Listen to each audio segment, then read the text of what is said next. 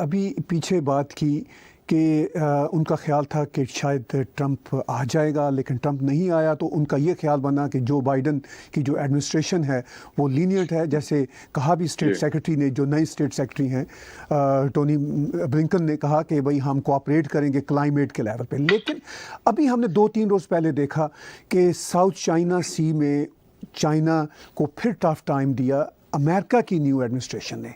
यानी लगता था कि चाइनीज़ उनको भी टेस्ट करना चाह रहे हैं, तो उसका भी एडवांटेज क्या भारत को मिला, या ये अपनी भारत की ही स्ट्रेंथ है जिसकी वजह से चाइनीज़ ने डिसएंगेजमेंट का अल्टीमेटली फैसला किया? मुझे लगता है ताहिर साहब, बहुत सारे फैक्टर्स हैं इसमें। भारत की स्ट्रेंथ एक फैक्टर है, अमेरिका का प्रेशर एक फैक्टर है। पर अक्सर जैसे मीडिया में बात आ चुकी है, तो मैं कोई नई बात नहीं बोल रहा, लेकिन ये बात हमें रिपीट करनी पड़ेगी कि जो बाइडेन जो था वो तो वाइस प्रेसिडेंट तो ओबामा का था। ओबामा को नोबेल प्राइज मिला है और ओबामा के अंडर मैक्सिमम पाकिस्तान में ड्रोन स्ट्राइक्स हुई हैं।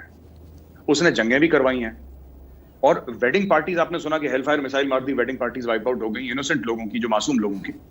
तो मुझे ऐसा लगता है कि देखिए, ट्रंप सिर्फ बोलता था, ट्रंप ने कभी कुछ करा नहीं। ट्रंप यूज्ड टू स्पीक, ये कर देंगे वो कर देंगे। तो ये सब लोग कंट्री जो थी, चाहे पाकिस्तान थी, चाइना थी, I think they got caught up in a lot of that rhetoric. और मुझे लगता है कि थोड़ा सा जो ओबामा एडमिनिस्ट्रेशन का फ्लेवर है वो जो बाइडेन लेकर आएंगे, अपना एक डिफरेंट सिग्नेचर होगा ही इनका, जाहिर सी बात है, लेकिन थोड़ा सा ये फ्लेवर जरूर ताहिर साहब लेकर आएंगे अपना। And it will be N aggressive America, जो मुंह पे बड़ा प्यार से बोलेगी, मुंह में मिश्री घोलेगी वो अमेरिका। लेकिन जब काम करने पे आएंगे तो वही ड्रोन स्ट्राइक होंगी, वही अग्रेसिव एक्शंस होंगे। ट्रंप का ये था कि ट्रंप ग्राउंड पे कुछ नहीं करता था, बस वो रात को 2 बजे ट्वीट करता था और कड़वा बोल दिया, ये बोल दिया, वो बोल दिया।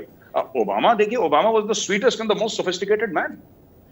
ओबामा एक दिन पहले जो अपना उसने ऑपरेशन जेरोनिमो करा था ओसामा बिन लादेन को मारने के लिए, वो बच्चों के स्कूल में बच्चों के साथ बैठ के वो पता नहीं लेक्चर कर रहा था, कुछ कर रहा था वो। और रात को he was playing a game of poker, he was absolutely quite. उसका एक फसाड था, एक अपना एक फेस था ओबामा का, और थरो जेंटलमैन। वो भाग के कहीं से बर्गर खा लेगा, बच्चों के साथ बास्केटबॉल खेलेगा। This uncle, grandfatherly fatherly figure Obama का था। लेकिन पीठ पीछे अमेरिकन प्रेसिडेंट था वो, ड्रोन स्ट्राइक भी चलती थी और सर्च भी ट्रूप्स का अफगानिस्तान और इराक में चलता था, बॉम्बिंग्स भी चलती थी, और उसने सब कुछ करा है। तो Biden comes from the Obama school of thought. ये ऊपर से पूरा बात करेगा, जो एक क्लाइमेट चेंज पे भी करेगा, यूनाइटेड नेशंस की भी बात करेगा, WHO की भी बात करेगा, सारे जो इंटरनेशनल इदारे हैं ये सबकी बात करेगा। लेकिन साहब, एंड में उसने करना वही है जो अमेरिका के मफाद में हो, जो अमेरिका के मफादात में, उसको प्रोटेक्ट करेगा, ये अमेरिकन डीप स्टेट को प्रोटेक्ट करेगा और ये करेगा। देखिए, चाइना को आंखें दिखाएगा, ये पक्की से बात है। देखिए, बात गौरव भाई, हम बार बार सुनते हैं कि चाइना उस रीजन में एक बहुत बड़ी थ्रेट है। अब तो यहाँ तक कहा जाता है कि पूरी दुनिया के लिए एक थ्रेट है। जब हम चाइना कहते हैं तो हमारी मुराद कम्युनिस्ट पार्टी ऑफ चाइना है। तो उस रीजन में ये भी एक फियर पाया जाता है कि चाइना भारत को बहुत ही टफ टाइम देगा। ये एक इम्प्रेशन है, और साथ ये भी एक इम्प्रेशन है जो खुद भारत के अंदर बहुत ज़्यादा रेटरिक पाया जाता है कि चाइना हमारी ज़मीन हड़प कर गया, जो कई किलोमीटर से कई हज़ार किलोमीटर तक बताई जाती है। तो इन दोनों चीज़ों को आप कैसे देखते हैं? देखिए साहब, चाइना ने यकीनन बात है, ज़मीन तो हड़पी है भारत की, इसमें कोई शक नहीं है। 1962 वॉर में बहुत ज़्यादा ज़मीन हड़पी है, कितने हज़ार स्क्वायर किलोमीटर, कोई कहते हैं लाख स्क्वायर किलोमीटर से ज़्यादा हड़पी है, कोई 50,000, I don't have the exact figures. देखिए, चाइना तो ताहिर साहब थ्रेट है, इसमें कोई शक शुबा है ही नहीं। पहली चीज़, आप चाइना का किरदार देखिए, जिसको पैसे देता है उसकी ज़मीन हड़प लेता है, चाहे वो पाकिस्तान हो, चाहे वो श्रीलंका हो, चाहे मालदीव्स हो। जहाँ पे चाइना गया है, किसी को खुश करके नहीं आया, लोगों की जेबें काट कर आया। दूसरी चीज़, जहाँ तक भारत की बात है, भारत से वो अपने आप को थ्रेटेंड फील करता है, इसलिए वो मिसएडवेंचर करता है, लाइन ऑफ एक्चुअल कंट्रोल पे ये सब करता है कि भारत को किसी तरीके से लाइन पे लाया जाए। और मुझे लगता है कि चाइना का ना एक थोड़ा सा एग्रेसिव इंडिया को होना पड़ेगा। इंडियंस की एक माइंडसेट है, बड़ी डिफेंसिव हम लोगों की माइंडसेट है, और हमारा ये माइंडसेट ये कहता है ताहिर साहब कि अगर हम अच्छे हैं तो फिर दुनिया भी अच्छी होगी। पर दुनिया ऐसे चलती नहीं है, मतलब दुनिया ऐसे चलती नहीं है ताहिर साहब। दुनिया थोड़ा सा डंडे के नोक पे चलती है। अमेरिका ने हमें यही सिखाया, अगर कुछ सिखाया तो, कि दुनिया डंडे के जोर पे चलती है। चाइना, अगर भारत चाहता है कि भारत में शांति हो, जहां तक चाइना का सवाल है, तो चाइना के अंदर अशांति फैलानी होगी। चाइना के अंदर आपको कुछ ऐसा करना पड़ेगा कि चाइना अपने इंटरनल प्रॉब्लम्स में उलझा रहे। क्योंकि अगर चाइना इंटरनली स्टेबल हो गया, जैसे कि आज की तारीख में है, अगर हमने उसको अलाउ करा कि चाइना इंटरनली स्टेबल हो, तो दुनिया को अनस्टेबल कर देगा चाइना। मैं आपको एक एग्जांपल देता हूं इंडिया का।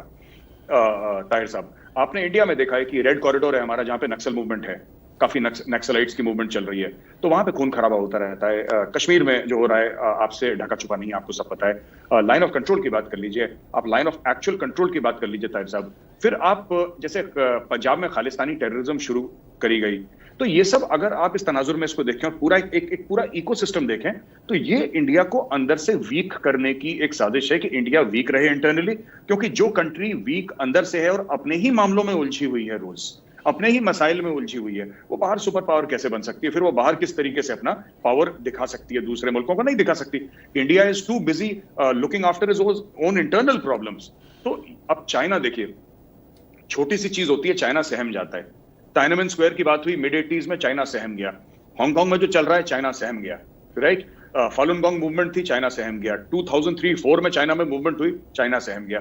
50s में टिबेटन डेमोक्रेटिक मूवमेंट हुई, फ्रीडम नहीं, democratic movement for democracy, China सहम। चाइना की सबसे जो कमजोर कड़ी है साहब, वो है चाइना के अंदर के लोग, क्योंकि चाइना अपने खुद के लोगों से डरता है ताहिर साहब। It is very afraid of its own people.